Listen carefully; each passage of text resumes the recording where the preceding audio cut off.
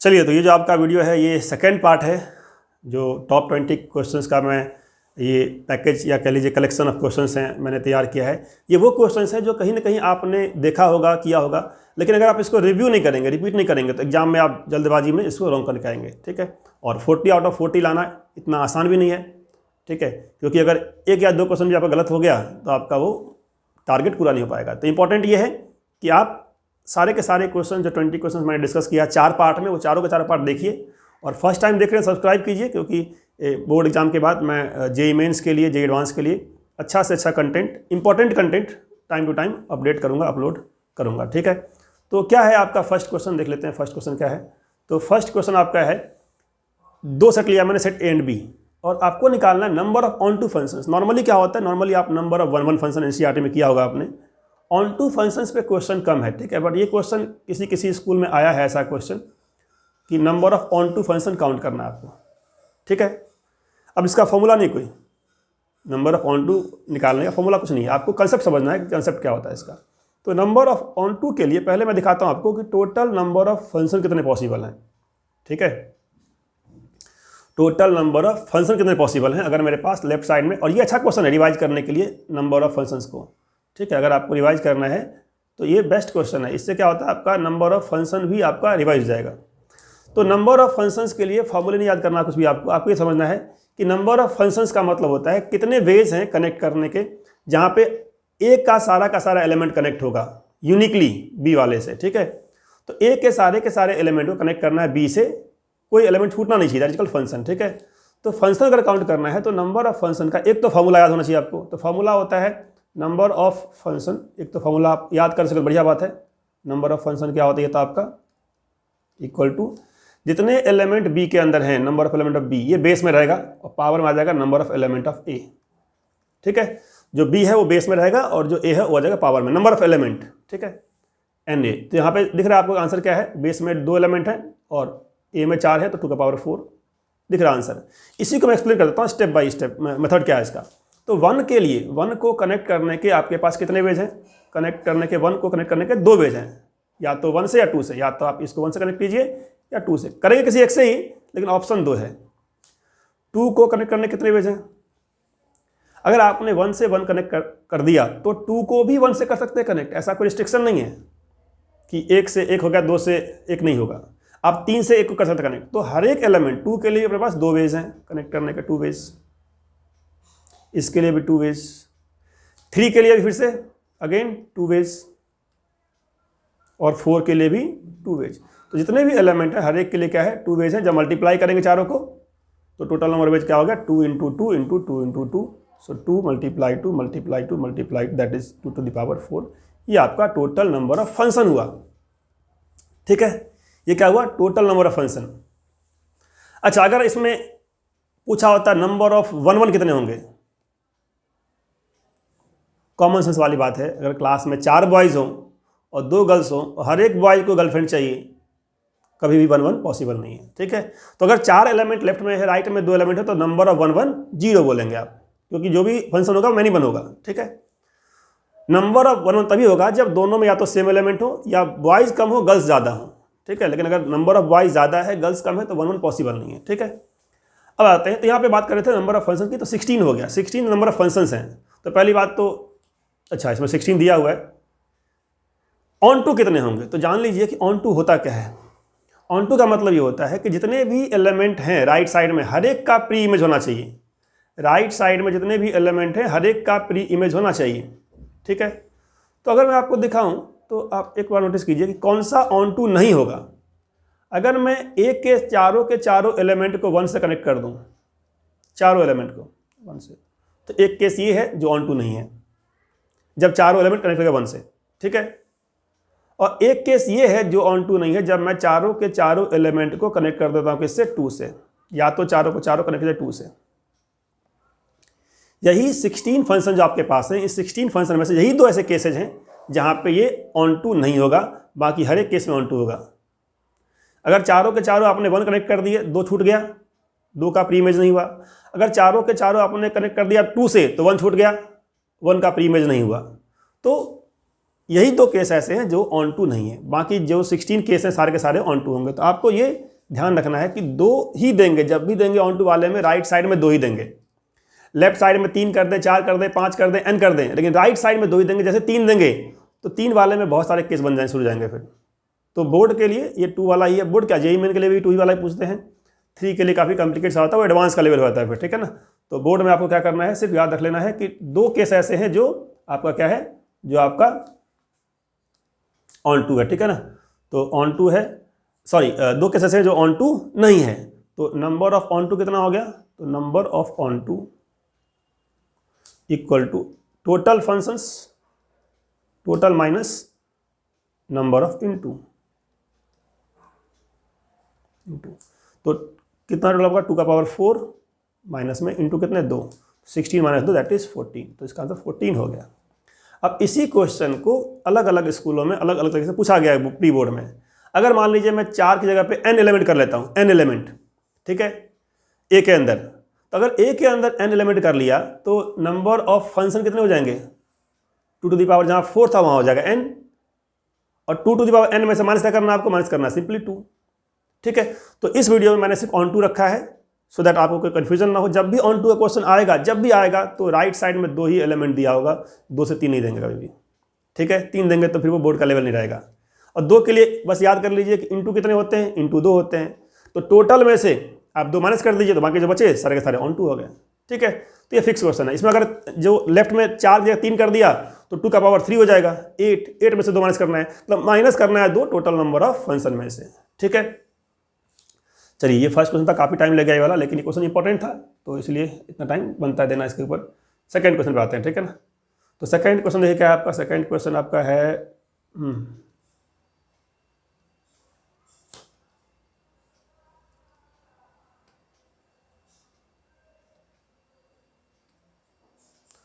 Function F X equal to integer X, और जहाँ पे क्या है, integer denotes the greatest integer. तो अंडरस्टूड है, तो इंटीजर का मतलब क्या होता है, ठीक है, मेंशन क्या रहेगा क्वेश्चन में आपका। इज कंटिन्यूअस एट, ये बिल्कुल basic question, is continuous at, और आ सकता है एज इट इज क्वेश्चन, ठीक है। कौन से पॉइंट पे कंटिन्यूअस है। अब आपको मैंने इसके पहले वाले वीडियो में बताया है कि ग्रेटेस्ट इंटीजर फंक्शन क्या होता है, कंटिन्यूअस हमेशा होता है एक्सेप्ट इंटीजर्स, ठीक है। तो इंटीजर्स पे डिसकंटिन्यूअस, तो ये आपको याद होना चाहिए कि greatest integer X is discontinuous at integers, मतलब इंटीजर्स को छोड़ देंगे तो बाकी हर जगह कंटिन्यूअस होता है। तो ये आपको याद होना चाहिए, बस इतनी सी बात याद होनी चाहिए। या ये कह सकते हैं greatest integer X is continuous, ये सब लिख रहा हूं मैं क्योंकि चॉइस में ऐसे भी क्वेश्चन में चॉइस दिया जा सकता है, ठीक है। Continuous for x equal to r minus i, ऐसे भी लिखा हो सकता है आर माइनस आई।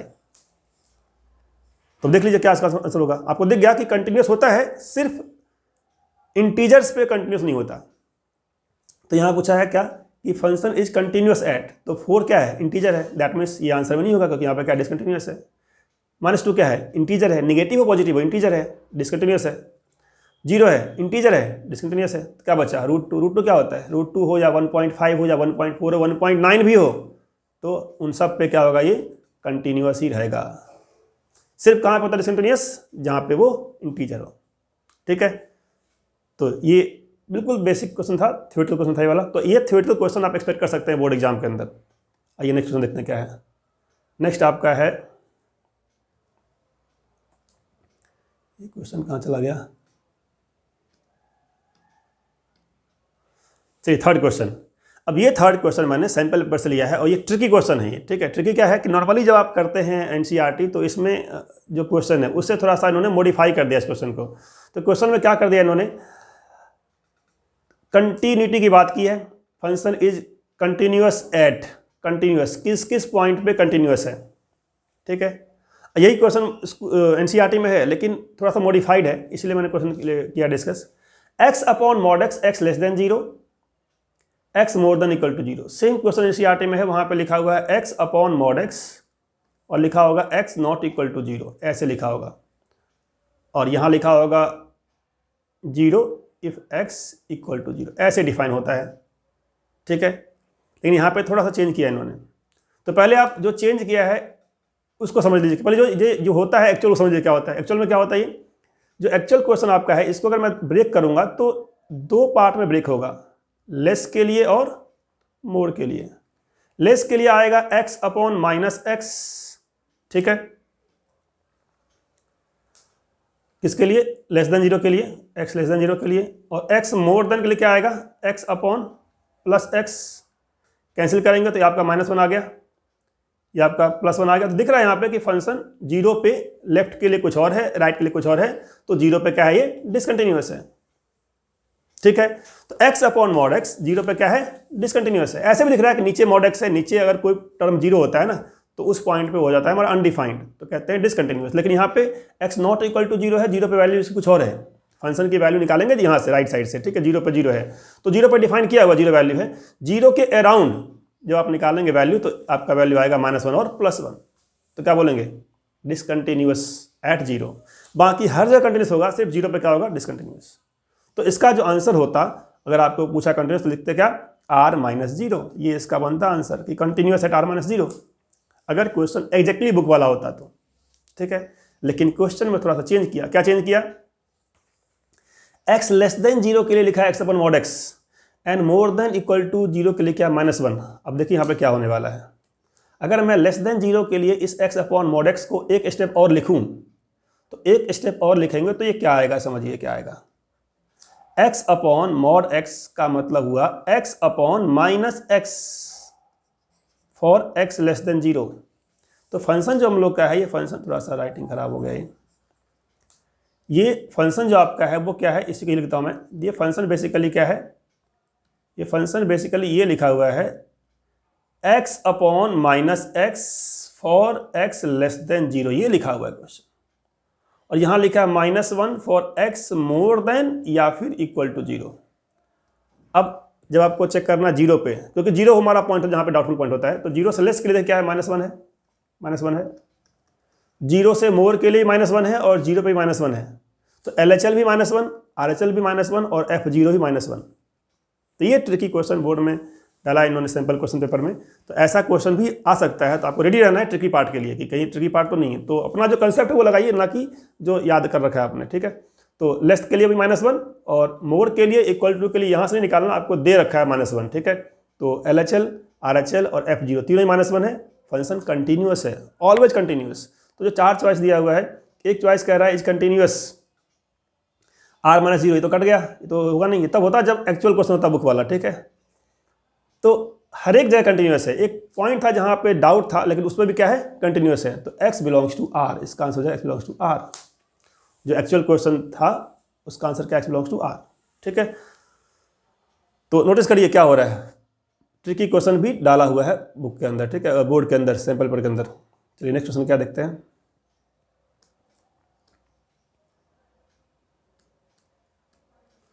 ये आपका क्वेश्चन है क्या, लीस्ट वैल्यू निकालना है और क्लोज इंटरवल दिया है 0 से π/2। तो 0 से π/2 में लीस्ट इंटरवल, लीस्ट वैल्यू, और फंक्शन क्या है 2 cos x + x।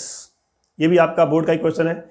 यहाँ पे क्या करते हैं, आपको इंटरवल देने का मतलब होता है आपको इस इंटरवल से आगे या पीछे बात नहीं करना, इसके अंदर ही बात करना। यहाँ पे क्या क्लोज इंटरवल है वाला। तो पहले आपको निकालना f' है, तो इसका f' निकालिए, क्या आएगा, कितना आएगा, 2 × cos का माइनस साइन, तो -2 sin x, प्लस में हो गया 1। मैक्स निकालना, में निकालना, पुट करते हैं 0, पुट कर दिया 0। तो यहाँ से क्या आ जाएगा, sin x = 1/2। 0 से π/2 के बीच एक ही एंगल होता है 30 डिग्री, तो 30 डिग्री पे क्या आपका आ गया, हाफ आ गया। अब आपको सेकेंड डेरिवेटिव निकालने का जरूरत नहीं है। जब भी आपको इंटरवल दिया होता है, क्लोज इंटरवल दिया होता है, तो आप अननेसेसरी मत टाइम खराब कीजिए सेकेंड निकालने का कि मैक्सिमा कि मिनिमा है। 3 वैल्यू पे चेक करना आपको। एक तो चेक करना है आपको F30 पे, जहाँ पे इसका डेरिवेटिव 0 हुआ, F30 डिग्री निकालना है, ठीक है। एक आपको निकालना है F0 डिग्री, एक आपको निकालना है F90 डिग्री। ये 3 एंगल पे वैल्यू निकालना आपको, ठीक है। ये बात क्लियर हो गई। ये कि 3 पे क्यों निकालना है, 3 पे इसलिए निकालना है क्योंकि जब भी आपका इंटरवल दिया होता है तो जो इंटरवल के बीच वाले पॉइंट्स हैं, वो जहाँ पे डेरिवेटिव 0 होता है, वो साथ साथ जो एंड पॉइंट्स हैं लेफ्ट और राइट का जो क्लोज इंटरवल है, वो पॉइंट्स, उन पॉइंट्स पे वैल्यू निकालना है। और उन तीनों वैल्यू में सबसे बड़ा वैल्यू है दैट इज मैक्सिमम, जो सबसे छोटा है that is called global minimum. तो ग्लोबल लिखा हो, एब्सोल्यूट लिखा हो या नहीं लिखा हो, इंटरवल देने का मतलब है, इंटरवल दे दिया इसका मतलब है ग्लोबल ही है, वो ग्लोबल है एब्सोल्यूट है, ठीक है। अगर इंटरवल दिया है तो क्या हो जाएगा आपका, देख लीजिए। तो F dash X is 0 at 30 degree, तो मुझे निकालना, एक तो निकालना एफ के अंदर 0 रखेंगे, तो 0 पे क्या आएगा, देखिए 2 cos 0 डिग्री प्लस में 0, cos 0 इज 1, सो 2 आ गया। एफ ऑफ 30 डिग्री, 30 है नहीं सॉरी 30 है, सेकेंड इस पर आपका 0 है ये वाला, ठीक है। 30 पे क्या आएगा, 2 इंटू cos 30, cos 30 कितना होता है, प्लस 30 π/6, ठीक है ना, π/6। अब cos 30 कितना होता है, cos 30 मीन्स √3/2, तो cos 30 में sin 60 √3/2, तो 2 2 कैंसिल, तो √3, तो √3 प्लस π/6, ये आपका आ गया √3 प्लस π/6। अब देखना ये है कि √3 π/6 और 2 में कौन सा बड़ा है, ये कि ये पाई मीन्स होता है 3.14 डिवाइड बाई 6, तो 3.14 डिवाइड बाई 6 मीन्स 0.5 ये है और 1.7 ये है, तो 1.7 और 0.5 डेफिनेटली बात है 2 से बड़ा वैल्यू है, ठीक है। तो 2 में इसमें ये वाला वैल्यू बड़ा है, ठीक है। अच्छा, एक निकालना f π/2, तो f π/2 कितना है वो निकाल लीजिए, f π/2 कितना जाएगा, ये π/2 पे cos 90 हो गया 0, ये खत्म, π/2 कितना होता है 3.14/2 1.57 अराउंड, तो क्या देंगे आपको। अब देखिए क्या हुआ इसके अंदर आपका मीन कहाँ पे आया, एक्चुअली जहाँ पे पॉइंट आना चाहिए था वहीं पे आया, ठीक है, एंड पॉइंट्स पे नहीं आया। तो कई बार ऐसा होगा कि जो आपका डेरिवेटिव जहाँ पे 0 हो रहा है वहाँ पे मैक्स या मिन नहीं आएगा, ठीक है ना, एंड पॉइंट्स पे आएगा, तो इसके लिए प्रिपेयर्ड रहिए। तो यहाँ पे क्या निकालना, लिस्ट निकालना था, लिस्ट निकालना था, लीस्ट वैल्यू कहाँ पे आया, लिस्ट वैल्यू, तो लीस्ट वैल्यू क्या अपने पास जहाँ पे डेरिवेटिव था 0 वहाँ पे आया क्या, नहीं, डेरिवेटिव 0 30 पे था और 30 पे इसकी मैक्स वैल्यू आई है। लिस्ट कहाँ पे आई है, लिस्ट वैल्यू इसकी आई है π/2 पे, जो इसका एंड पॉइंट था इंटरवल का। इसीलिए क्वेश्चन इंपॉर्टेंट है कि कई बार आप डेरिवेटिव करते हैं वहीं से मैक्स मिनिमम निकाल लेते हैं। अगर क्लोज इंटरवल दिया हुआ है, इसका मतलब आपको इंटरवल का लेफ्ट पॉइंट, राइट पॉइंट और ये जहाँ पे डेरिवेटिव 0 हुआ, इन तीनों पे निकालना वैल्यू, और इन तीनों के बाद इन तीनों में जो सबसे बड़ा वैल्यू दैट इज जो ग्लोबल मैक्सिमम और सबसे छोटा दैट इज ग्लोबल मिनिमम, आपको चेक नहीं करना है सेकंड डेरिवेटिव, ठीक है। तो यहाँ पे 30 पे नहीं आया, यहाँ पे कहाँ पे आया ग्लोबल मिनिमम, ये आपका मिनिमम आया है π/2 पे, ठीक है। तो पूछा क्या है, द लीस्ट वैल्यू पूछा है कि वैल्यू कितनी होगी लीस्ट वैल्यू, तो लीस्ट वैल्यू इज 1.57 π/2, तो ये आपका आंसर सी हो गया, ठीक है। अगर पूछा होता है मैक्स वैल्यू तो आपका होता है π/6 प्लस √3, ठीक है, मतलब हाँ, अगर मैक्स पूछा होता तो होता ये वाला आंसर। चलिए कौन सा नेक्स्ट हम लोग का, तो ये क्वेश्चन है, और इस क्वेश्चन में क्या है, ये क्वेश्चन मैंने लिया है सैम्पल क्वेश्चन पेपर से, लेकिन इस क्वेश्चन को लेने का पर्पस है थोड़ा सा मॉडिफाई करने वाला हूँ इसके अंदर, ठीक है ना। तो डिटर्मिनेंट ए आपको दिया हुआ है -4। तो पहली बात तो ये जो एक्चुअल क्वेश्चन है वो तो बहुत सिंपल है, एडजॉइंट ए का निकालना आपको डिटर्मिनेंट। तो इसका फॉर्मूला क्या होता है, फॉर्मूला इज डिटर्मिनेंट ए की पावर n-1, ये आपको फॉर्मूला याद होगा, याद नहीं है तो 5 बार लिखिए कम से कम इसको, ठीक है, अभी याद हो जाएगा, 5 बार लिखिए अभी याद हो जाएगा, ठीक है। एडजॉइंट ए क्या होता है, डिटर्मिनेंट ऑफ n-1, 5 बार, कितनी बार, 5 बार लिखेंगे तो याद होगा, याद होगा। तो इसका आंसर कितना हो गया, -4 है, तो -4 का पावर कितना है, n क्या है, ऑर्डर होता है, ऑर्डर मतलब ये लिखा हुआ 3, तो 3 - 1 दैट इज 16, ठीक है। स्क्वायर आएगा, स्क्वायर मतलब पॉजिटिव वैल्यू आएगी 16।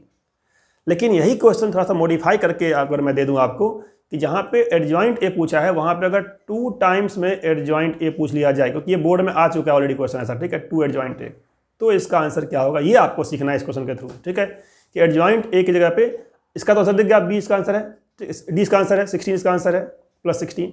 लेकिन अगर एडजॉइंट ए की जगह पे 2 टाइम एडजॉइंट ए दिया तो क्या आंसर होगा, तो ये इसमें आपको समझना है कि जब भी कोई कांस्टेंट एलिमेंट होता है उसको आप डिटरमिनेंट से बाहर निकालते हैं तो उसका पावर n हो जाएगा, n का यहाँ पे 3 है, तो 2 का पावर 3 और उसके बाद आपका सेम है एडजॉइंट ए का डिटरमिनेंट, जिसका आपने निकाला आंसर कितना 16, तो 16 इंटू क्या हो जाएगा 8, तो 8 इंटू 16, ठीक है, कितना होता है ये 128, ठीक है, या 16 9 जा 144, ठीक है, 16 10 जा 160, तो 16 जा 128, तो 128 इसका आंसर होता अगर 2 एडजॉइंट ए पूछा होता तो, ठीक है। लेकिन अगर इसी क्वेश्चन में पूछा होता एडजॉइंट ऑफ 2a, ये आपको देखना है पूरा, एडजॉइंट ऑफ 2a इसका तो क्या होता, एडजॉइंट ऑफ 2a बोलने का मतलब क्या होता है, 2a का डिटर्मिनेंट और फिर पावर n-1। अब 2a का पावर n-1, इसका मतलब ये हुआ कि पहले आप 2 को जब बाहर निकालेंगे तो एक तो 2 निकल रहा है बाहर डिटर्मिनेंट से, तो ये टर्म समझ लीजिए एक बार क्या है ये, यहाँ पर ज़्यादा एक्सप्लेन करता हूँ मैं, इंपॉर्टेंट पार्ट है ये वाला, बेसिक तो जानते हैं इसमें आप, ठीक है। क्या है ये कि बेसिक ना आए कुछ और अगर आ जाए तो भी आप इसको डील कर लें, ठीक है ना। यहाँ पे इसका आंसर लिख देता हूँ मैं, इसका आंसर सिंपल हो गया 16, ये कोई बड़ी बात नहीं थी, ठीक है ना। ये कई बार आपने किया होगा एनसीईआरटी के अंदर। तो यहाँ पे हो गया डिटर्मिनेंट पावर कितना 3 - 1 दैट इज़ 2, -4 था, -4 का स्क्वायर दैट इज़ 16। अब क्वेश्चन मैं क्या यहाँ पुट कर रहा हूँ, एडजॉइंट में जहाँ पे a था वहाँ कर दिया 2a। तो आपको क्या करना है, 2a को एज्यूम कर लीजिए x, तो 2a का पावर हो गया स्क्वायर हो गया। अब जब 2 को बाहर निकालेंगे तो 2 बाहर निकल रहा है डिटर्मिनेंट से, तो 2 का पावर पहले 3 आएगा और फिर आएगा डिटर्मिनेंट ऑफ a। ये आपका हुआ 2a का डिटर्मिनेंट, और इसका पावर क्या है, इसका पावर 2 है। तो फाइनली क्या आपका आंसर आ गया, इसका आंसर आपका क्या आ गया 8 इंटू एट का स्क्वायर 64 इंटू डिटर्मिनेंट a का स्क्वायर, ये इसका आंसर हुआ। तो आपको सारे के सारे क्वेश्चन अच्छे लगे होंगे, और अगर अच्छा लगा है तो लाइक कर दीजिए अभी का अभी चैनल को, और नेक्स्ट पार्ट के लिए पार्ट 3 तैयार रहिए। और 6 को आपका एग्ज़ाम ही है, या जो IC वाले उनका एग्ज़ाम तो लेट है, तो मैं आज 3rd को मैं डाल रहा हूँ ये वाला, 4th को मैं बाकी के 3 पार्ट भी डाल दूँगा, ठीक है। सो दैट आपको एग्ज़ाम से पहले सारा का सारा आपका रिवाइज हो जाए। Thank you very much.